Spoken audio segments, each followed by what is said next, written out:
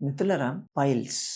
ఈ piles problem రోజుకి పెరుగుతుంది నిజం చెప్పాలంటే. ఎందుకంటే మన లైఫ్ స్టైల్ మారింది. నీళ్ళు తాగడం తక్కువైపోతుంది. టెన్షన్‌లు, స్ట్రెస్‌లు పెరిగిపోతున్నాయి. అలాగే ఈ ప్రాసెస్డ్ ఫుడ్ ఎక్కువ తీసుకుంటున్నాం.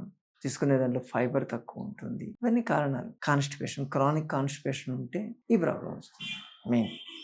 ఈ క్రానిక్ కాన్‌స్టిపేషన్ ఉన్నోళ్ళు ఏం చేస్తారంటే, ఆ మోషన్‌కెళ్ళినప్పుడు రాకపోయేసరికి లోపలేమో ప్రెషర్ పడుతుంటుంది, అనీజీనెస్ ఉంటుంది, డిస్కంఫర్ట్ ఉంటుంది కదా! ఎక్కువ ముక్కుతారు. ఆ ముక్కేసరికి వస్తుంది గడ్డల అదే కొంచెం గట్టిగా వస్తుంది.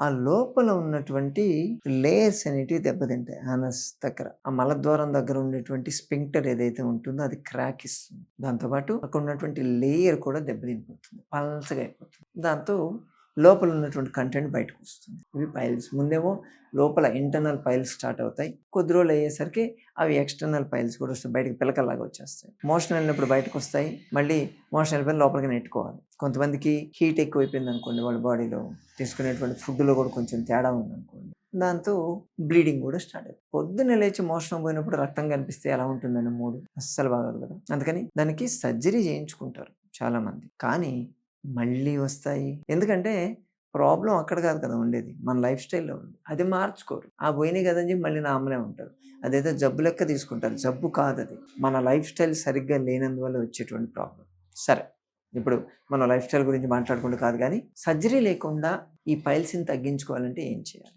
దానికి ఒక చిన్న చిట్కా చెప్తా. దాన్ని ట్రై చేయాలి. కోల్డ్‌కి ఐస్ కోల్డ్ హిప్ బాత్ అంటాం. మనం బాసాలను వేసుకునే టబ్ ఉంటుంది కదా! దాంట్లో ఐస్ వాటర్ పోసేసి ఒక 2-3 స్పూన్స్ ఎప్సమ్ సాల్ట్ వేసి కూర్చోండి. కూర్చొని ఓ బట్ట తీసుకొని పొట్ట రుద్దుకుంటూ ఉండండి. సాధ్యమైనంత వరకు ఆ కూర్చున్నప్పుడు మీరు ఆ మలద్వారం ఉంటుంది కదా, అక్కడ మజిల్స్ ఉంటాయి కదా, వాటిని టైట్ చేసి రిలీజ్ చేయడానికి ట్రై చేయండి. అలా చేస్తే అది సక్ చేసుకున్నట్టు చేస్తుంది ఆటోమేటిక్. దానివల్ల అక్కడ ఉన్నటువంటి ఆ కండరాలకి ఎక్సర్సైజ్ లాగా పనిచేస్తుంది.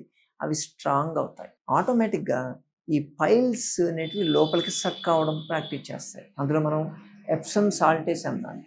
ఈ ఎప్సమ్ సాల్ట్ వేయడం వల్ల కూడా అవి షింక్ అయ్యేటువంటి ఛాన్సెస్ బాగా ఎక్కువ. ఇది కాకుండా అవైలబిలిటీ ఉన్నవాళ్ళు, అవకాశం ఉన్నవాళ్ళు మర్రి చెట్టు, ఓకే, మర్రి చెట్టుకి ఉన్నటువంటి మర్రి ఆకులు కావాలి. విలేజ్లో అయితే మర్రి చెట్లు ఉంటాయి చూడండి. ఈ మర్రి ఆకులు సేకరించండి.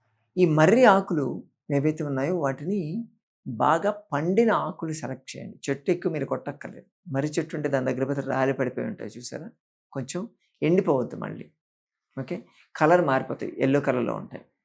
అటువంటి మర్రి ఆకుల్ని తీసుకొని వచ్చి దాన్ని నూరండి. నూరేసి ఆ పేస్ట్ని డైరెక్ట్గా మీకు ఎక్కడైతే పైల్స్ ఉన్నాయో ఆ పైల్స్కి అప్లై చేయండి. నైట్ టైం అప్లై చేస్తే చాలా బాగా పనిచేస్తుంది.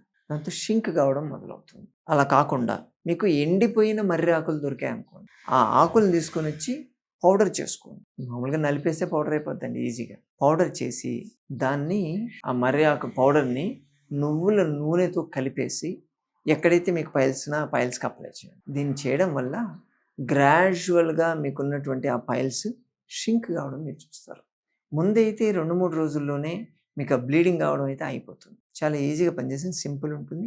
ఎటువంటి సైడ్ ఎఫెక్ట్స్ ఉండవు. మన ఆశ్రమంలో ఇలా బ్లీడింగ్ పైల్స్ వచ్చిన కేసు డీల్ చేసాం. మర్రి చెట్టు మనది మొయినాబాద్‌లో మర్రి చెట్లు బాగానే ఉన్నాయి. ప్లస్ ఆకులు కూడా చాలా ఈజీగా దొరుకుతుంటాయి మాకు. అందుకని మేము ఇది అప్లై చేయగలిగాం. అవైలబుల్ ఉన్నోళ్ళు చేసుకోవచ్చు. దీన్ని దీన్ని చేస్తే చాలా ఫాస్ట్‌గా రిజల్ట్స్ వస్తాయి. సరేనా మిత్రులారా? చేస్తారు కదా? మరోసారి మరి వీడితో మళ్ళీ కలుసుకుందాం. నమస్తే.